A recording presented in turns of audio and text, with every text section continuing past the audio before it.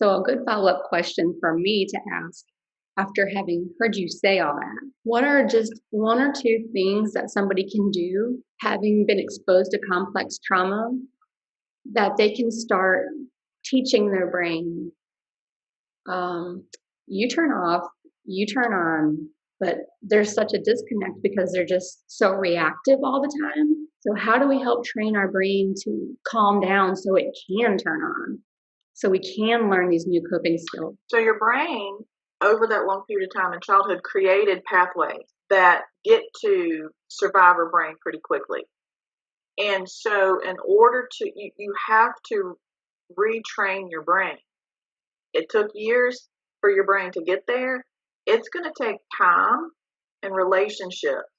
This part of your brain turns off when you feel safe.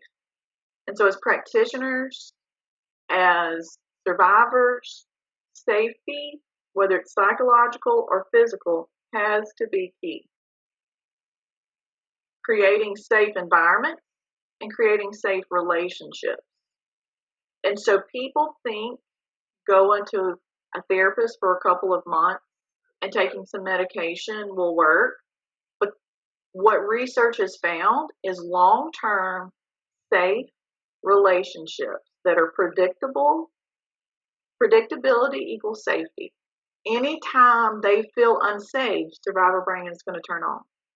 So if you're a practitioner, you've got to create a safe space for them. So one mental health center, for instance, only about 35 to 40% of new clients showed up for their appointments. So it's new clients who've never been to their center would show up for their appointment. If I don't know what's going to happen, if I don't know you, if I don't know where to go, that makes me feel unsafe. So this community mental health center, once they got the new referral, the receptionist would call and talk to the client.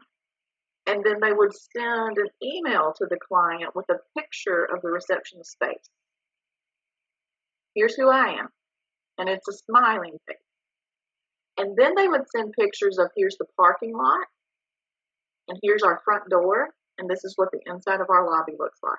So it takes the unknown away. Unknown equals unsafe. If I don't know what's going to happen, if I don't know where to go, if I don't know who to talk to, then I'm probably not going to show up because it's going to make me feel unsafe. And so now that they know where to park, and they know what the front door looks like, and they know who they need to see when they get in there, and they'll send them a picture of the therapist as well. What do you think happened for those new clients? They went from 45% showing up to 95% showing up just by creating safety. And so in talking to survivors and talking to providers, it takes you creating a safe space for these survivors, and you have to spend lots of quality time with them. They have to see that you're genuine. They have to see that you care, and they have to see that you're with them for the long haul. We cannot expect to overcome 18 years of trauma in 2 months or 6 months. They have had so many people in their life leave them. And the people are leaving because they're seeing all these behaviors and they're seeing all this stuff. And so what they've seen is people leaving. And so we've got to stick with them through all of this, and we will see them improving when they start feeling safe. Now, you're going to see manipulative behaviors. You'll see them lying. You'll see them stealing. You'll see all of those types of behaviors because they're trying to, the survival brain is turned on. And so the goal would be to try to help them meet those needs in some other way. The goal would be to help them feel safe and to help them feel like they belong, going back to Maslow's hierarchy of needs, and to be consistent in their life. I think Bruce Perry is the one that said it best. You can give them all the therapy in the world, you can give them all the medication in the world, but if they don't have lasting, loving relationship in their life that's consistent, then they're probably not going to get better. And so when I think about children in foster care that have bounced from place to place to place to place, and they've had 10 different social workers, and they've been in all these different facilities, that's really one of the challenges for them and for that organization is the trauma is causing all the behaviors that we're seeing. That impacts them being able to stay in a place stably and not bouncing back and forth. And then they're being released from custody without ever having those relationships. And it's that vicious cycle that they find themselves in. The kids aren't going to get better until we can find them some stable relationships with the people that they can trust. And the foster parents, unfortunately, sometimes can't keep them because of the behaviors, like if they're getting kicked out of school or things like that. The foster parents risk losing their jobs. And so, unfortunately, sometimes they have to ask the kids to leave. And so the system has to find a different way for some of these kids to have that one person in their life that's consistent, that goes wherever it is they're going. If they're bouncing all over foster care, what can the foster care program do to provide that one consistent relationship? That's not really the social worker relationship, because the social worker has too much stuff going on. They have too many cases to spend the quality time, because it takes quality time. And these kids are not, nobody is spending quality time with them, because like taking them to the movies and taking them shopping and doing all the things that a parent would typically do, they're not getting quality time with anybody. They're being seen, they're in a group home, but they're not getting that one-on-one love and quality time and attention. And so there's a foster care program in Wisconsin called A New Family Services, and they're a contract organization, and they figured this out and realized this several years ago. They have a permanency specialist. That person's job, they have only 6 children on their caseload, and their job is to go and spend quality time with those children.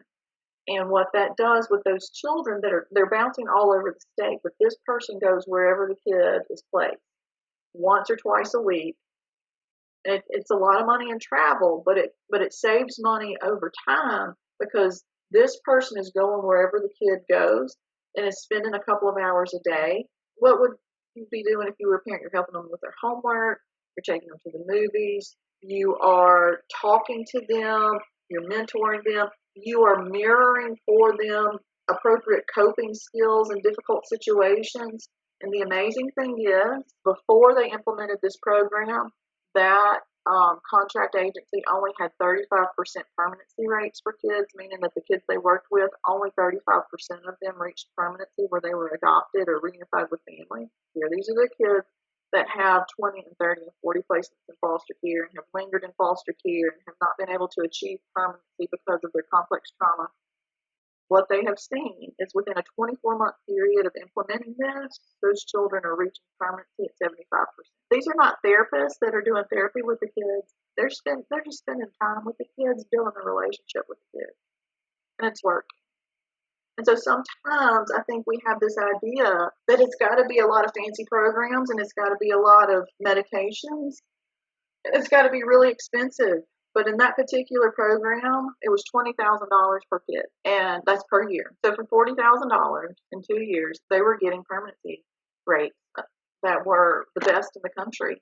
And it's just by hiring some people who really loved kids, who knew how to teach some coping skills. They're not doing deep therapy with these kids, but what they're doing is creating safety so that the thinking part of your brain can come on, and they're modeling coping skills when they're with the kids, and the kids are learning it, and the kids' defenses are coming down, and they're learning to trust again. And when the defenses come down and their survival brain turns off, they're able to build relationships, and it's through relationships that we learn. It's through relationships that we thrive. And so it's an amazing program to see, and I think it's pretty simple to implement. As practitioners and helpers, we need to understand that it takes a long time, though. They were reaching permanency in 18 to 24 months, which is a long time. If we expect this to work in 2 months, we're not going to see the results that we want. If we expect it to work in 6 months, we're not going to see. Sometimes it takes 4 to 6 months of us building a rapport and a relationship for them to finally trust us enough to start opening up. And that's when we want to start discharging people. So we've got to start looking at complex trauma a little differently and realizing that it takes a long time. For those clients, we're discharging them before they can reach that place where they can trust again. And so it's just that perpetuates the cycle, and because it's difficult for them to in the beginning to form those relationships.